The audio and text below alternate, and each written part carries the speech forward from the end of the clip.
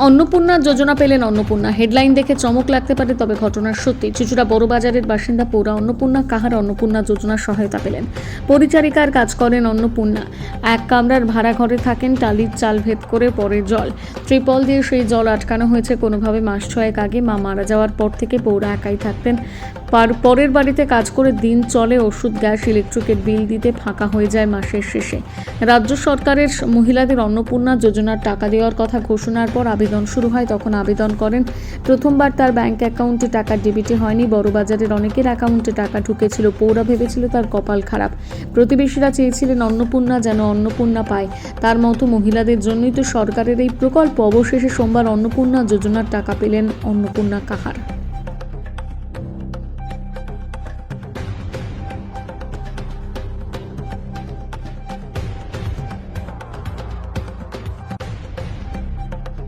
আর অন্নপূর্ণা যোজনার টাকা আজকে পেলেন, কি বলবেন, কেমন লাগছে? খুব ভালো লাগলো। হ্যাঁ, শুনে একটু আনন্দ পেলাম।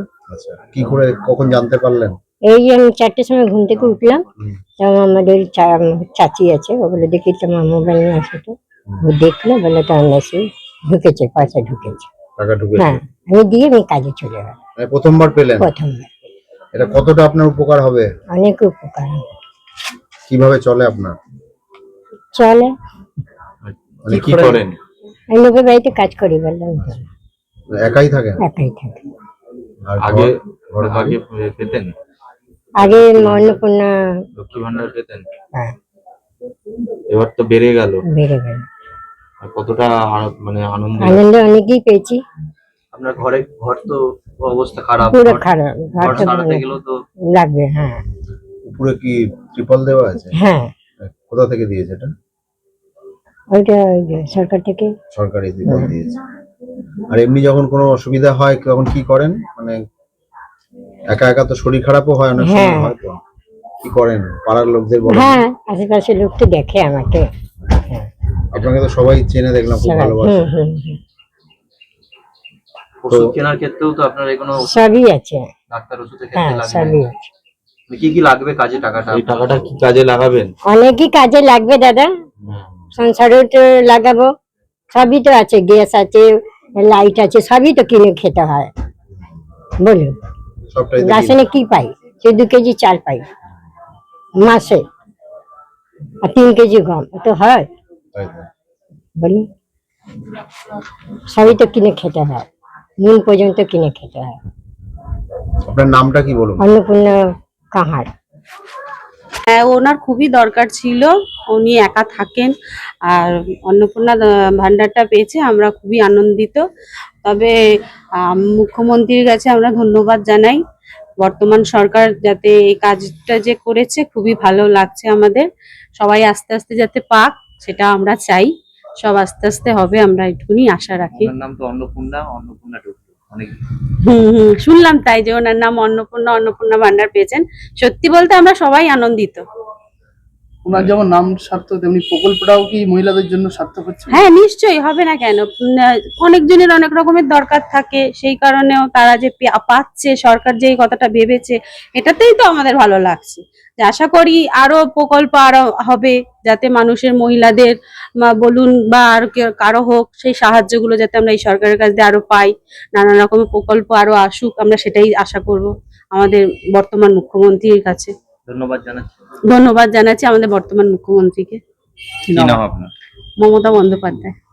অন্নপূর্ণা কাহার, তিনি অন্নপূর্ণার যোজনার টাকা পেয়ে গেলেন। একদম সত্যি, নামের সাথে একদম সাজস্য রেখে যোজনা পেয়েছে।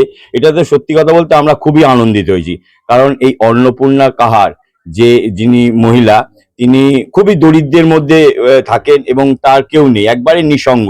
তার শারীরিক ব্যাধি হলে বিভিন্ন ওষুধপত্র কেনা থেকে বাড়ির যাবতীয় কিছু, তিনি পরিচারিকার কাজ করে এবং হতদরিদ্র বলা যায়। আর এই ধরনের মহিলারাই যাতে পাক, এটা আমরা চাই। কারণ কি, প্রান্তিক অঞ্চলে একদম অর্থনৈতিক দিক থেকে একবারে পিছিয়ে পড়া, তাদেরাই যাতে এই যোজনায় আওতাভুক্ত হয়, সবার আগে তারা আওতাভুক্ত হয়, এটাই আমরা মানে চাই সরকার যাতে এইগুলো বিবেচনা করুক এবং এই অন্নপূর্ণা কাহার যে অন্নপূর্ণা নামের সাথে সাজস্ব রেখে এই যে যোজনাটা পেয়েছে এবং মানে এই মাসেই প্রথম পেলো, আবেদন করার পর এই মাসে প্রথম পেলো। আমাদের পাড়ার সকলেই উদ্গ্রীব হয়েছিল যে ইনি কখন পাবেন, তাই ইনি পেয়েছেন। সত্যি কথা বলতে সকলেই খুবই আনন্দিত, কারণ ইনি অর্থনৈতিক দিক থেকে একবারেই দুর্বল বলা যায়, কারণ সবাইকার সাহায্য নিয়ে এনার চলে।